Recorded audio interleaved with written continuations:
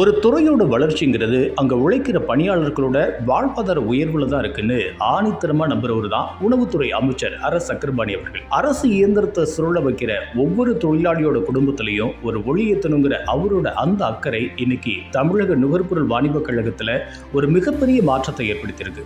குறிப்பா 2012ஆம் ஆண்டுல இருந்து தற்காலிகமா வேலை செஞ்சிட்டு இருந்த 669 பருவகால பணியாளர்களை இன்னைக்கு பட்டியல் எழுத்தர், உதவியாளர்னு பல்வேறு நிலைகள்ல பணி நிரந்தரம் செஞ்சு அவங்க வாழ்க்கையில ஒரு மிகப்பெரிய பாதுகாப்பு உறுதி செஞ்சிருக்காரு.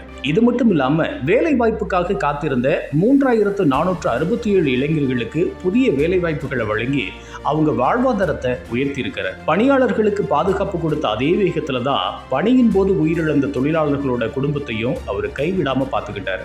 அதோட வெளிப்பாடாதான் பணியின் போது இயற்கை எய்தின 320 பணியாளர்களோட வாரிசுதாரர்களுக்கு அவங்க தகுதிக்கு ஏற்ற மாதிரி கருணை அடிப்படையில் பணி நியமன ஆணைகளை வழங்கி அந்தந்த குடும்பங்களுக்கு ஒரு மிகப்பெரிய துணையா நின்றுருக்காரு.